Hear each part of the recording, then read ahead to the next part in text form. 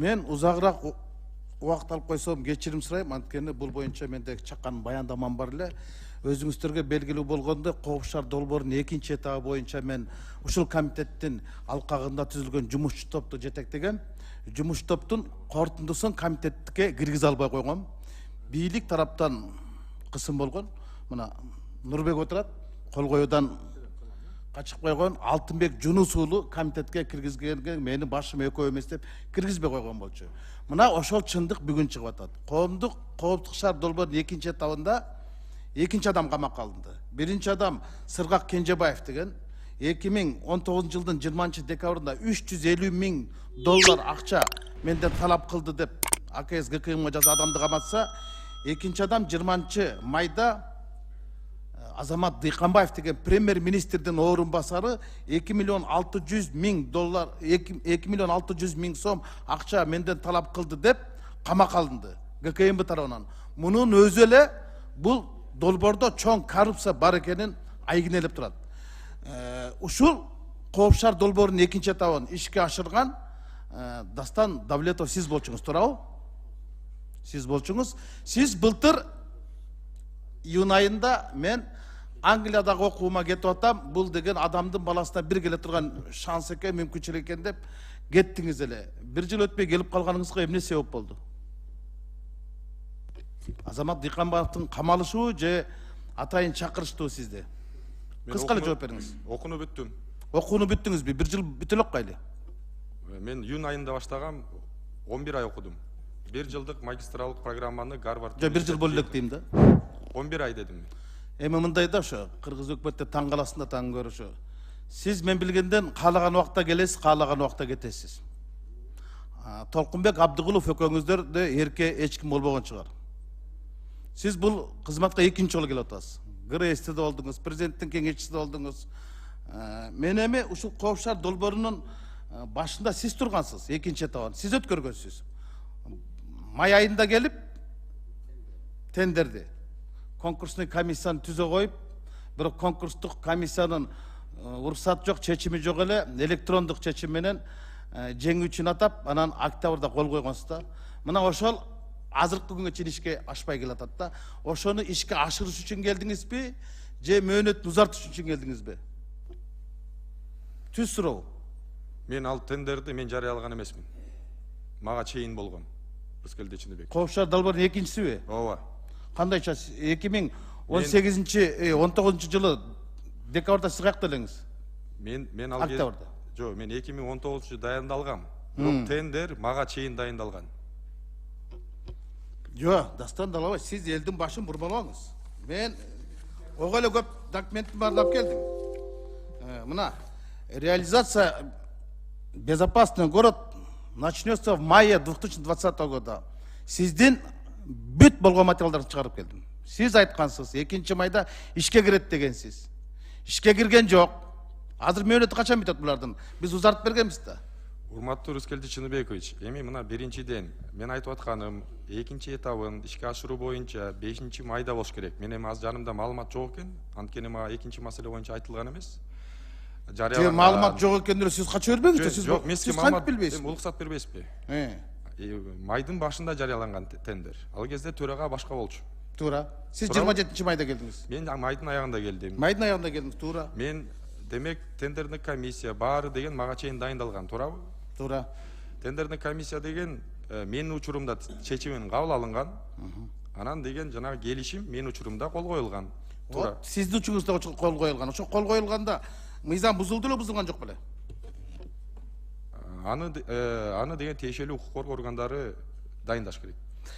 Рахмат, бали. Баракелди, рахмат. Эми урматтуу кесиптештер, ар кимиңиздерге мындай келди. Биздин комитеттин атына эсеп палатасынын башчысы жөнөттү. Эми карап көрүңүздөр. Ошо Кобуш-Шаар долбоорунун экинчи этабы боюнча эсеп палатасы эмне деп атат? Экинчи этабы боюнча. Мен окуп берейин эми. Ушунча отура. Белгилей кетүүчү сөз.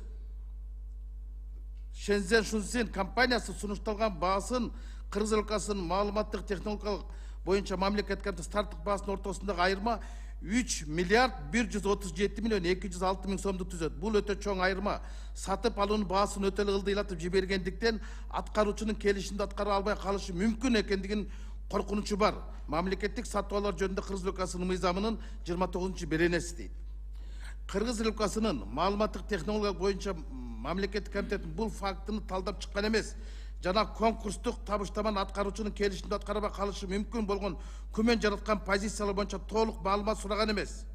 2019 жылдын 16 сентябрда конкурстук комиссия эң аз бааны сунуштаган Кытай компаниясына биринчи орунду ыйгаруу чечим кабыл алган жана 2019 жылдын 8 октябрында аткаруучу келишимди аткарууга кепилдик камсыздоону бергенге чейин эле өткөрүлгөн конкурстун дыйынтыгы боюнча жеңип чыккан компанияны Коопшар долбоорунун 2-этабын ишке ашыруу боюнча келишимге кол койгон.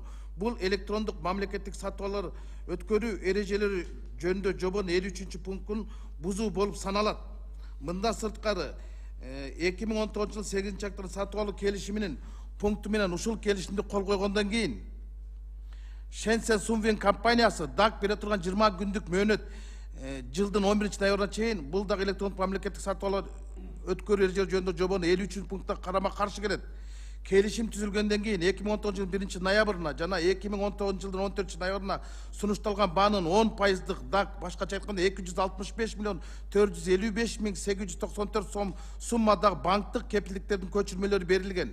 Көчүрмөлөрү оригинал эмес. Антидемпинг чараларын камсыз кылуу үчүн 1 миллиард 978 миллион сом өлчөмүндө банктык кепилдиктер берилген дейт.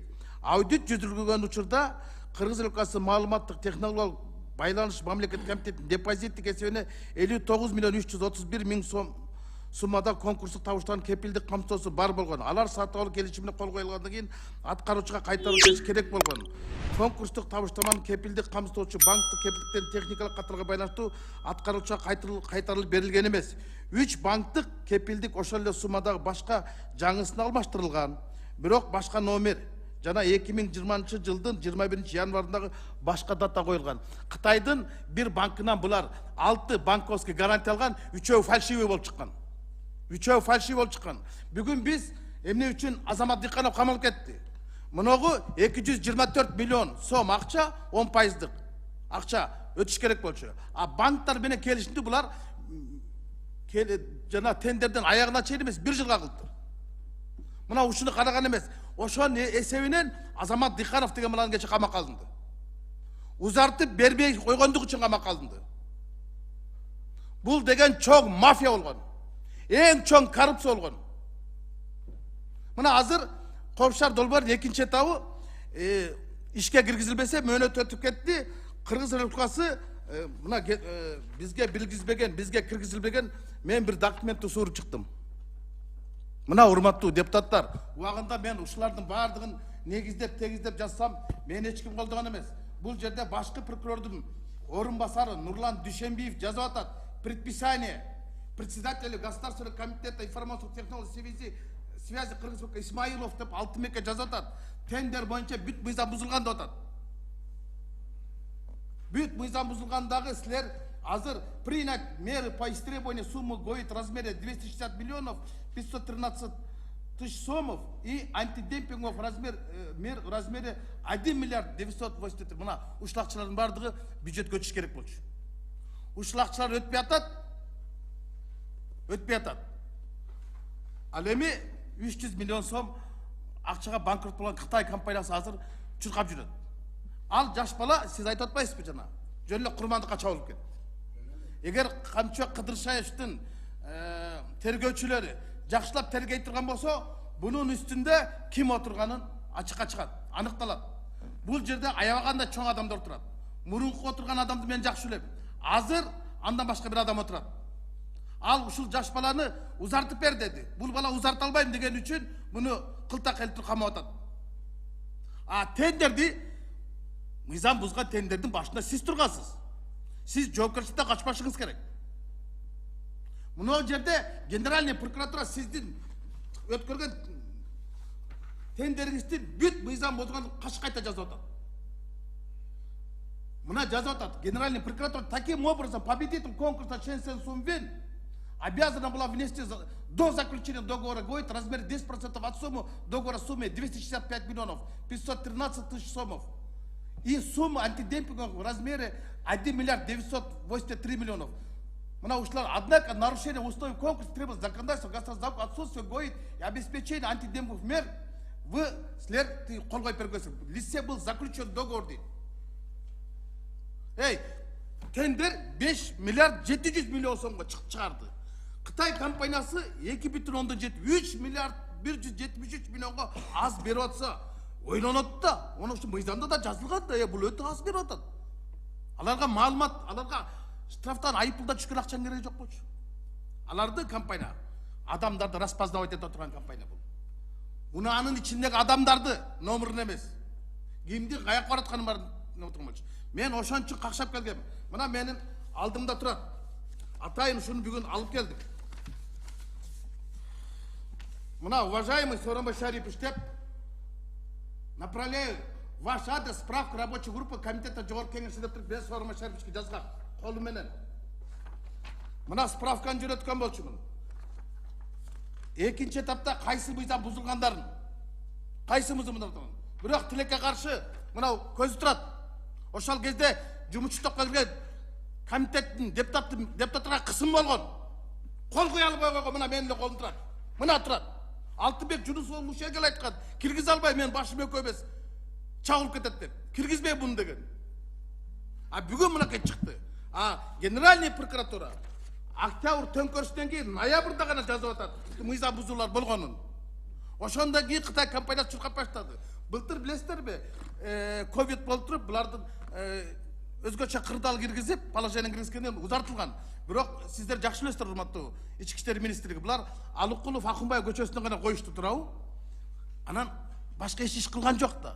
Азыр жетишпей калды. Булардын акчасы 300 миллион сом акчасы күйүп баратат. 2 миллиард сомдук банковский акчасы күйүп баратат.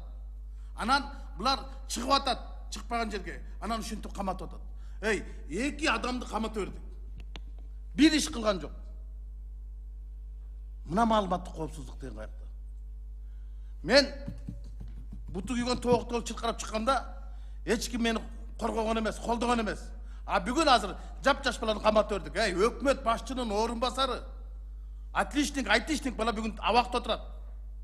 Жебеген самс үчүн. Тендердин башында булдаг турган эмес, тетякта турган. Мына Дастан Давлетовичтин көзү турат, бул жаңы келди. Мен былтыр ушу келишимди бергилечи десем, ана качып, мына качып, беришпей, аягында Шатемиров деген орун басар аркылуу мага жазып жибериптир. Биз Кытай тараптын уруксаты жок, бере албайт экенбиз, экинчи тарап макулдук бериш керек экен деп. Эмне мамлекеттик жашоонун сыры бар деп. Мен бүгүнкүгө чейин ала албай койгом. Ошон үчүн өткөндө жыйында айткам, ушул экинчи этап боюнча экспертиза жүргүзгүлө чыгат нерсе дегем. Мына азыр өкмөттүн бизге жазыптыр, тергөөнүн купуялыгы бар деп. Бирок ноонтип чыгып калбадыбы? Эсеп палатасы эң соңку жазып бербедиби? Генеральный прокуратура чыгарган турбайбы? Действительно экинчи этапта чоң мыйзам бузуу болгон деп. Мен урматтуу өкмөттүн өкүлү, Тышкы иштер министри Руслан Казакбаевга билдириңиз. Комитеттин чечимине да кошолу. Кытайда коррупция деген бул эң чоң кылмыш. Анан Кытайдын компаниясы пара берип биздин адамдарды каматып атат. Каматканда дагы премьер-министрдин орун басарын каматып атат. Менден талап кылды деп. Эмне үчүн алган киши камалбайт да берген киши камалбаш керек? Эмне үчүн? Эмне үчүн Сыргак Кенжебаевди камаганда мен ошондо чырылдап чыктым эле, көрдүңөр, 350 миң доллар взятка берип 600 миң доллар сураган дейт. Мен 250 миңин бергем, 350 миңин бере элек болчумун деп атат. Ошондой коррупцияны көрүп туруп, анан безопасный көрөттү, биз опасная страна алып атат да, безопасная страна проект. Биздин дагы жоопкерчилик болуш керек болчу да, урматтуу өкмөттүн өкүлдөрү. Бул деген эмне деген чоң коррупция болгон? Эмне деген чоң коррупция болгон? Бүгүн да ушуну отурат. Безопасный город, опасный, безопасный, мен опасный проект айткам. Бүгүн эми болсо, эмне кыларын билбей алып келишти. Бирок Дастан Давлетович дегеле, сиз кайсы жерге барсаңыз ошондо чыр чыгат. Биометрика паспорттор боюнча да грес иштеп тургандар чыр чыгып, Жанөк Бакчиев, Талант Абдуллаев, Идрис Кадыркулов кызматтан кеткен ал паспорттагы аягы эмне менен бүттү. Мына азыркыга чейин ала албай атабыз биометриканы. Бул безопасный городто бүттү. Экинчи этабы кирбей калды. Анан өкмөттө мындай жоопкерчиликтүү адамдар жок ушул тармакта. Биз айтишник, атличник дегендер бар деле аферист, мошенник болуп чыгып атпайбы? Бул тармакта дегеле санариттештирүү тармагында саясат жок болот атпайбы? Жыштыктар боюнча канча адам отуруп чыкты? Безопасный город боюнча канча адам отуруп атат? Биометрикалык паспорт боюнча ГРСте канча адам камалып атат? Таптакыр саясат жок. Анан түндүк санарит деп коюшат. Соткан чукуганды эле билбейт чын-чынына келгенде. Анан санарит деп сүйлөп коюшат. Ошондуктан комитеттин жыйында, урматтуу кесиптештер, макул болсоңуздар, Кыргыз өлкөсүнүн өкмөтү мамлекеттик теңсиздик боюнча комитет, азыр эми санариттештирүү боюнча өнүктүрүү боюнча комитет болбодуңар. Силер Кытай менен болгон түзүлүүнү келишимине чыккыла. Эки адамды шоруна калдыңар. Мөөнөтүн узартпагыла. Эгер мөөнөтүн узартабыз десеңер, өкмөттүн мөөнөтүн кыскартасыңар. Анан башкы прокуратурага сунуш. Ушул кетирилген кемчиликтер боюнча тендер өткөргөн адамдардын жеке жоопкерчиликтери каралыш керек. Качанга чейин эле биз кошомат кылып келе беребиз, качанга чейин кол көтөрүп келе беребиз. Мына эми эсеп палатасы эң сонун документти бардыгыбыз депутаттарга таркатып берди. Карап окуп койгулачы. 11 пункты бузулган, мамлекетке 2 миллиард сомго жакын акча түшпөй калганына отуруп. Та биз болсо 20 миллион сом коррупция деп туруп, кустурдук деп туруп мактап атабыз. 2 миллиард 224 миллион сом мамлекет пайда көрөт ушундан. Плюс дагы 59 миллион теге готызысы бар. Мына акча каякта жатат? Туп-тура жазат атат генеральный прокуратура. Истребовать деп. Бүттү деп атат. А жок, биздики өкмөт узартканга аракет кылып, бири камалса экинчисин түштөн кийин алып келип салды. Уят. Рахмат.